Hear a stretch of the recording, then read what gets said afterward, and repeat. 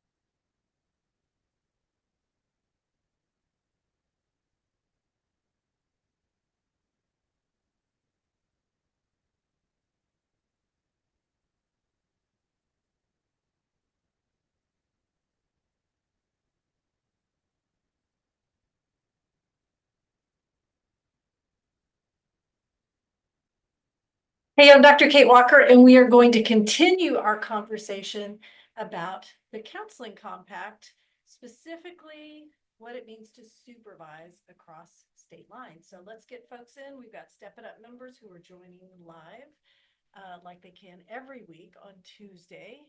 And let's get them in.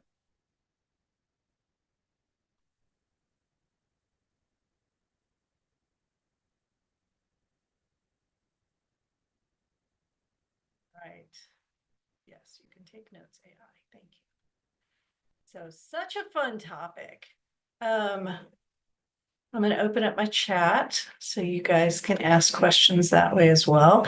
Today is probably not going to be as lengthy as last week, just because supervision across state lines is a little more cut and dried. But I wanted to make sure I covered it because, you know, we get asked that. And of course, when I'm on the internet and I'm looking through all the social media threads, that is the question that I see too. Hang on just a second. The whole time we're just running back.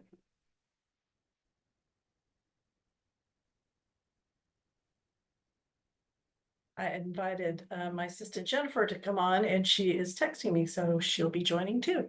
All right, so let's review counseling compact.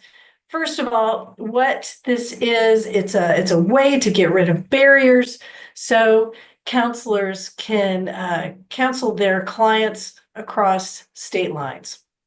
So what does Texas have to say about counseling across state lines? Well, basically, it's where your clients' feet are. Where your clients' feet are, that's where counseling is happening. Not every state does that. Most states do. And of course, if you are doing an international thing and you're a digital nomad, you know, and you're in a country that doesn't have any counseling rules at all, or doesn't even have the term counseling, you know, that's really sort of a wild card, right? Because you would have to abide by the rules for that country. And so when we are in Texas and we're seeing a client and our client decides to go, let's say, to California, well, you would Google counseling in California. What does California have to say about that? And it just so happens, as of this recording, California allows you to have a few sessions across state lines if I'm in another state and the client is in their state. So that's good if you have a client going to California, but not so much in other states. So I invited Jennifer to come on because she knows about this stuff too. And you are actually in it because you are a counselor in another state. So talk a little bit about that. So I work out of the state of New Hampshire. New Hampshire is actually a part of the counseling compact. However, I cannot take advantage of that because New Hampshire is not my home state.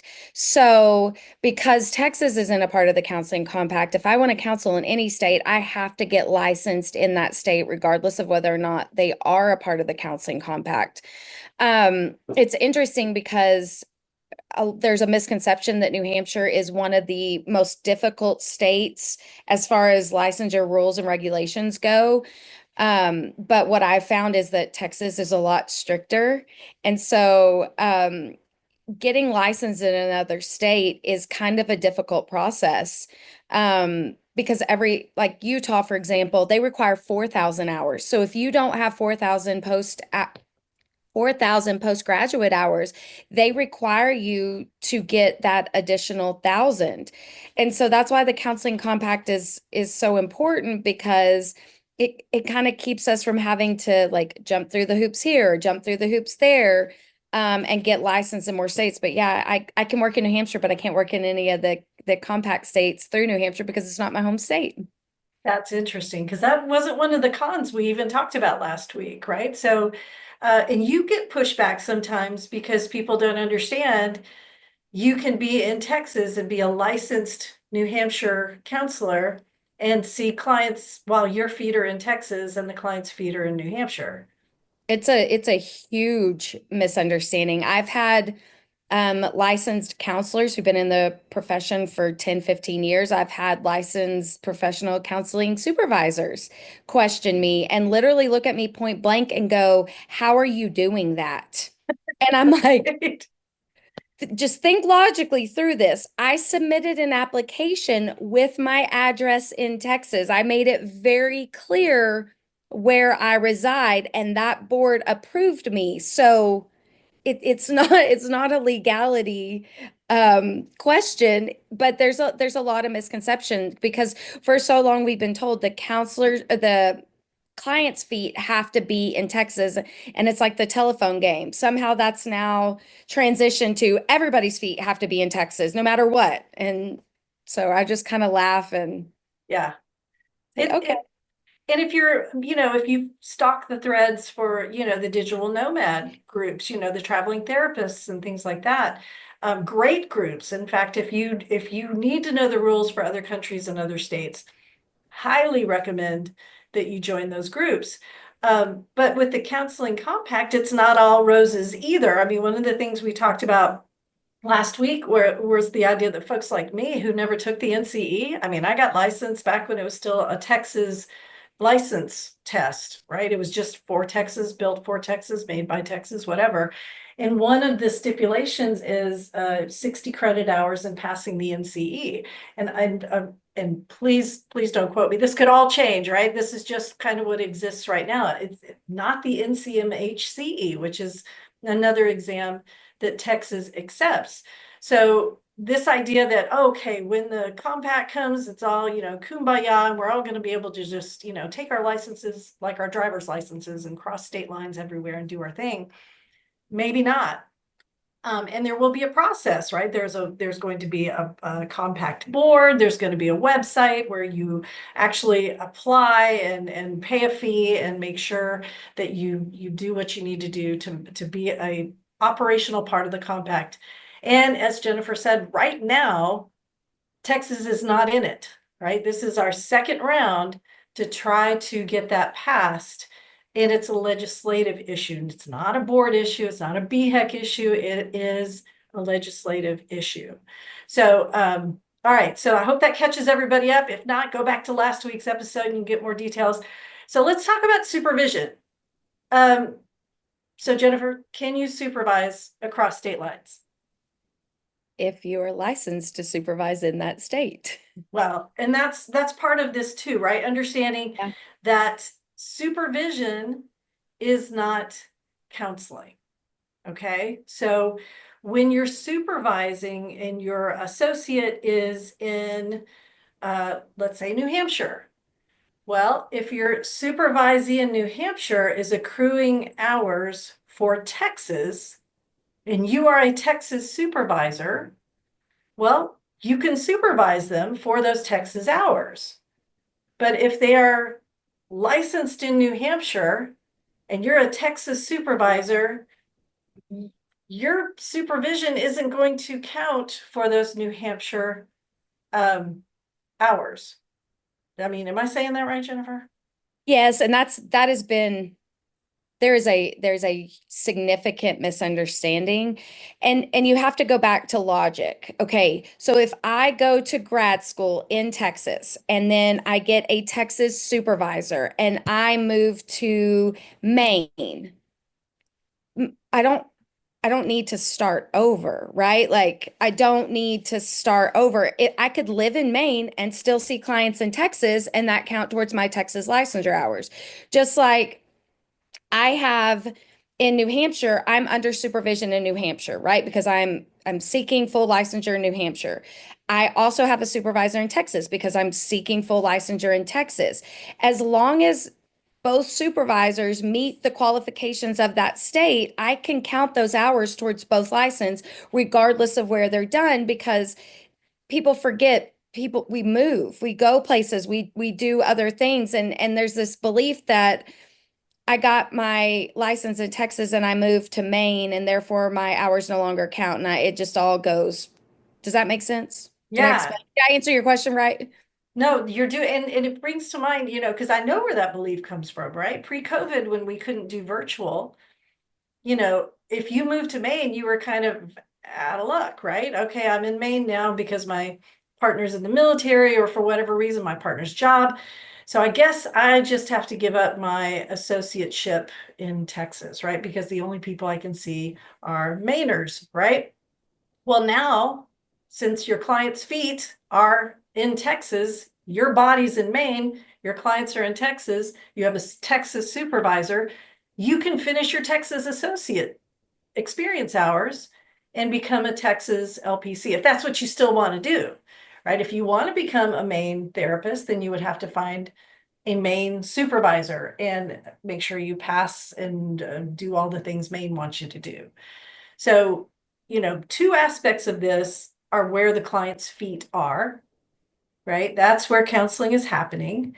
But now this other aspect is where you want to be licensed, right? If you want to be licensed in a particular state, you need to find a supervisor from that state, if that state even requires supervision, which, I mean, we still have states that don't require a supervisor. So we're kind of drifting away from the compact idea because supervision is specifically for licensure. And so in Texas, an associate cannot see clients unless they have a supervisor. So if the supervisor and the associate have a falling out and the associate fires their supervisor, the associate cannot see clients until they have another supervisor for those Texas hours. So yes, the supervisor is necessary for those experience hours toward licensure. But I do go have a ahead. question. One of the things that from my understanding, just because I've read a lot about the compact because it does apply to a state Mhm. that I'm licensed in, that the compact does not allow associates or provisional licenses or candidacy licenses, whatever the state calls it, they do not allow them to operate under the compact. So my supervisor in New Hampshire would be covered under the compact and she could see people in Connecticut, but that doesn't mean that I can also see people in Connecticut. You have to be fully licensed. And I think that's the other misconception when it comes to supervision. And I have seen a question in an associate group. They were like, my supervisor, my state's part of the counseling compact, and because my supervisor said I'm operating under their license, I can see clients in any Yes, state. that's right. I remember that question. That is untrue. I think we need to say that again because, okay, let's say both parts of it. So first of all, associates, the compact isn't going to help you at all. Associates, and I'm looking at you have to have a master's degree, check, 60 credit hours, check, passing the NCE, check, check, check, clean disciplinary record, but you have to have an unencumbered independent license to be able to take advantage of the compact. Now, that was part one. I'm glad you clarified that. Part Yes. two is that weird misconception we ran across. And say that again, because I think we need to make sure that people understand this. So an associate asking the question. Mhm. Their home state is a compact state, and their supervisor told them that they could see clients in any state part of the compact because they were operating under the supervisor's license. The supervisor made it sound like to the associate that like the associate doesn't have their own license. Their license is the supervisor's license, and therefore they have all, the leniency, qualifications, whatever that they hold. And the associate was like, I pushed back because they keep assigning me clients in other states and I don't think I can see them. Do I need to find a new supervisor? Because there was, misunderstandings. Yes, because that is absolutely unequivocally untrue. Because we don't know. I mean, all Jennifer and I know are supervision rules in Texas. So in Texas, an LPC associate can do anything their supervisor can do. LMFT associate can do anything their supervisor can do with the supervisor's permission, right? If the supervisor says, yes, go do hypnotherapy, it's absolutely okay, then there's nothing prohibiting that associate from doing that. But that's not the same thing as having all the rights and privileges that independently licensed supervisor has. So if your supervisor is part of the compact and they can do therapy anywhere, any state in the compact, yay. You, associate, cannot. Is that clear? That's clear, right? I'm just thinking of people who are going to bump into this podcast episode and be like, oh, that one little section where you're describing it. It's like, no, you can't do that. So thank you, Jennifer. Do you have to go? I got to run. All right. Well, thank you for coming on and talking about that. We'll open it up for questions here too. Absolutely. All right. See you later. Bye. All right. So compact and supervision, it's kind of a weird thing. It's not, it really, the compact doesn't affect supervision, right? If you're going to supervise your Texas supervisee, in a different state, that's okay if they are accruing hours for clients located in Texas. So I hope that makes sense. I want to read it back to myself just to make sure I'm making sense. So let me hit pause and we can talk about this or any questions you might have. Supervision doesn't have to be confusing, but it does have to be compliant. Subscribe for more truth bombs and everything they didn't teach you in grad school or your 40-hour supervisor training.